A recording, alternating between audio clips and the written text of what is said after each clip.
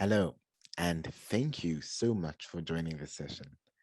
I am super excited to be talking to you about the topic of developing an omni-channel strategy in the new normal. There is so much for us to unpack today, but first, a brief introduction. I am Chad Williams. I have over 11 years of hands on experience building products and leading cross functional teams and functions that include marketing, design, software development, product management, and e commerce. Before joining Yoco, I was the head of product at Tencent, where I managed the product operations for Jukes. Jukes is the biggest music streaming platform in Asian markets, including Hong Kong, Indonesia, and Thailand. As mentioned, I'm currently the e commerce lead at Yoco. Yoco is a payments and software platform, and our main mission is enabling small businesses to thrive. We will do this by delivering a fully integrated financial ecosystem for small businesses, including online and offline payments, in store payments, business software, and capital. That's enough about me for now. Let's jump into the presentation. Technology has fundamentally changed our lives, and there's no denying it. Everything has become better, faster, stronger, and even more accessible. Maybe that's why we're so addicted to our devices, right? A study has shown that the average person picks up their cell phone about 58 times a day. When mapping out on a timeline, we find that that duration equates to about 3 hours and 15 minutes per day. That is a lot of time. But also, if we're being honest, this is an amazing opportunity for your brand to find key moments that matter to consumers and connect with them within these key moments. In a report by Apptopia, we see that the top five most downloaded apps of 2021 are TikTok, Instagram, Facebook, WhatsApp, and Telegram. It is evident that social media platforms have become the place where we spend most of our time. So it should not be a complete surprise that social media platforms such as Instagram have started investing in e commerce technology. In fact, let's take a moment to zoom in on Instagram. Instagram is more than just the photo sharing platform we've come to love.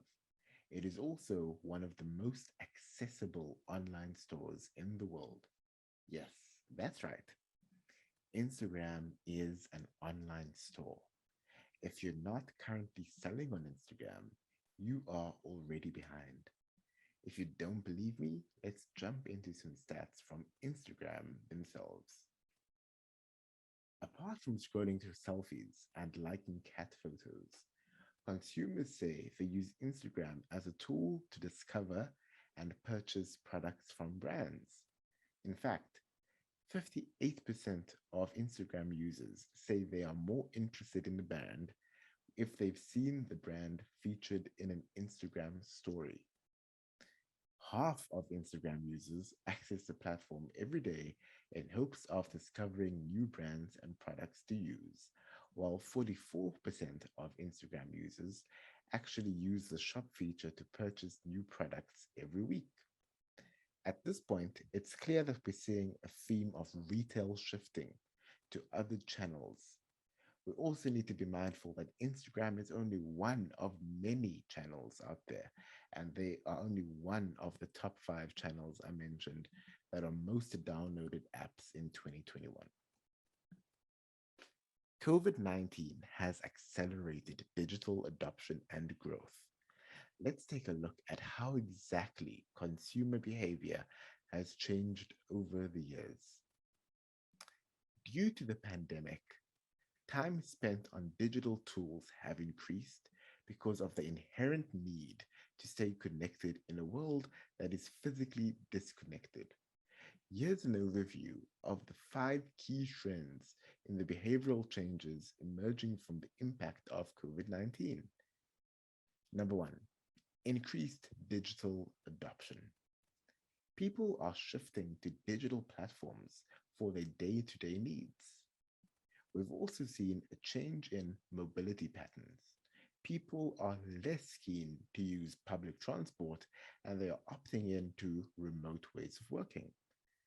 There's also been a change in purchasing behavior. People are moving to more value based purchasing and also opting in to online shopping.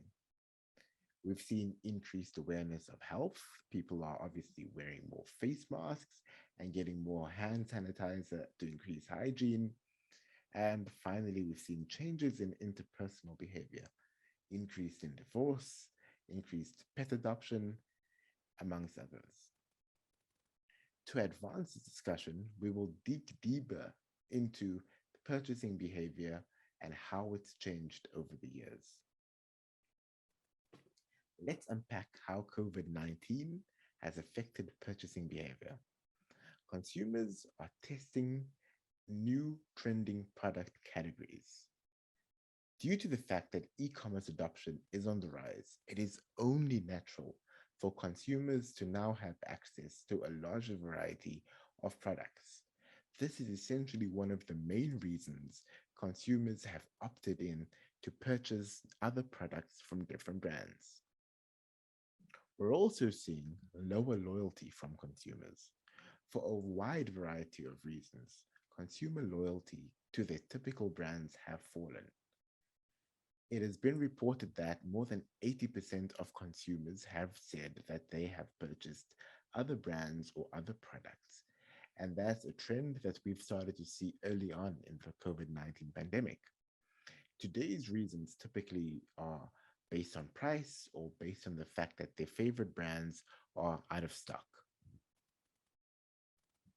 People have started to opt in to contactless payment. Fueled by the need for social distancing and avoid touching services as much as possible, consumers have opted in for more contactless payment options for in person and in store payments. Alternatively, mobile payments has also been cited as being on the rise. Coronavirus friendly fulfillment. While some shoppers turn to digital commerce, others have made use of new and expanded pickup and delivery options from their local stores. Thanks in part to grocery stores enabling online purchases, such as my personal favorite, the Checkers 6060 app, third-party delivery providers such as Mr. Delivery has partnered with them to accelerate delivery services. And food delivery companies like Uber Eats began including grocery delivery as well. Another interesting take is the fact that curbside pickup has also gained momentum. Curbside pickup refers to the instance where a consumer would be making an order or placing an order via the app, but then opting in to drive to the physical store to pick it up the order instead of opting in delivery. Social media shopping has also been on the rise. Similar to the example of Instagram that I've mentioned earlier, so several social media platforms took advantage of higher online retail demand by adding more commerce features enabling shoppers of participating online retailers to browse and purchase products without having to leave the platform. In 2020, social e-commerce made up 3.4% of total e-commerce sales, and that percentage is only expected to continue rising. The key takeaway is that the overall landscape of commerce has changed, and it is in a constant state of evolution. We are at a point where we are being forced to adapt by introducing enhanced and distributed channels in an attempt to support customer and sales life cycles that is completely unique for each person. Customers are demanding more value and convenience, and if we don't provide, they will be happy to move and over to a different competitor. We therefore need a solid plan of action so that we know where to start on this journey of an omnichannel future. Now that we have a sense and direction of where we need to be moving towards, I have listed 6 steps that I follow when working on injecting omnichannel thinking into processes of organizations I work with. If you're ready, let's dive in and see some more detail and action items. Number one, you have to make sure that your website is mobile friendly.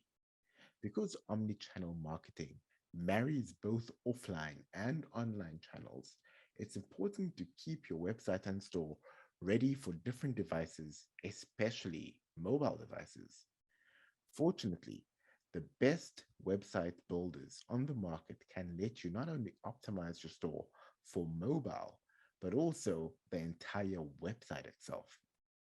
By optimizing for mobile, you don't lose out on the potential sales or leads that come your way organically, and it's easy for your customers to view, browse, sign up, purchase from your site.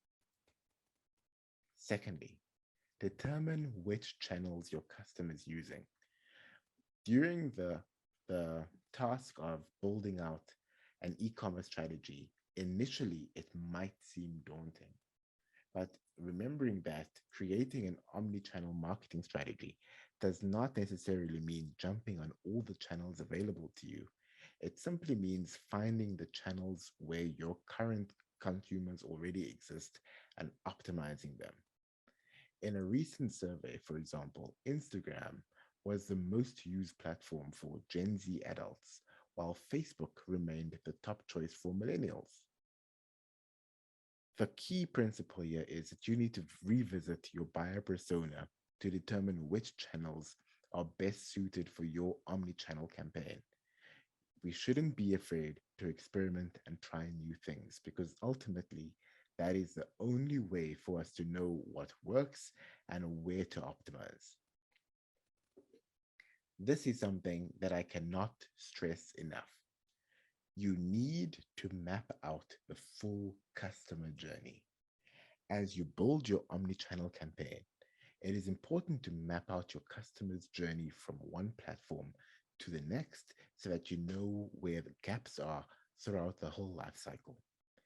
You can have several journeys all in one campaign, but the key question ultimately comes down to, can this channel stand on its own?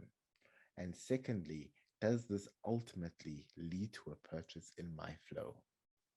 Another step that I cannot stress enough is the fact that you need to match content to the marketing channel it's been designed for.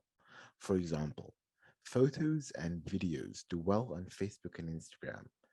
Influencer marketing videos can be done through TikTok and YouTube, while longer text based content will do well for blog posts or email content. Omnichannel marketing isn't just about repeating the same message over multiple channels. It means making the most of different channels so that they lead customers through a journey that eventually convinces them to make a purchase. As you keep your campaign, you'll also see which content forms do best on which channels. You can then adapt and post accordingly. Segmenting your audience. When you conduct lead generation for your online store, it's important to segment customers right away using behavior based data and triggers. The data you gather from these leads and customers can help you craft better and more relevant emails, which directly leads to conversion. Here are some of the main categories that you can segment your customers by: gender, location, previous interests, loyalty, and previous engagement performance. Provide cross channel support. One third of customers reported that they would consider switching companies after just one bad customer experience. This points to the importance of customer support and how it helps build the customer journey. Make sure your brand can handle customer support on multiple channels, such as email, social media, and any instant messaging platforms available to you. It's important to make sure that your staff is trained, friendly, warm, and well.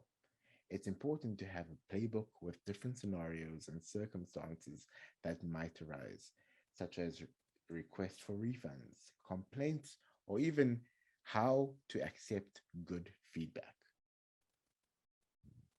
After working through the 6 steps I've listed, the end result should be an omni-channel strategy that is truly omni-channel. People often make the mistake to assume that omnichannel only pertains to sales and marketing. But as we've discovered, omnichannel relates to all areas of your business, including omnichannel sales channels, omnichannel marketing and advertising channels, omnichannel operations, and omnichannel shipping, fulfillment, and returns. Wrapping up, we've unpacked the importance of an omni-channel strategy, and we've highlighted the benefits of integrating an omni-channel strategy in your organization. To conclude, an effective omni-channel strategy will enable your business to deliver more seamless experiences for your customers from on-ground to online levels, build more brand awareness and personalized experiences, increase customer loyalty over time, and meet your customers where they currently are.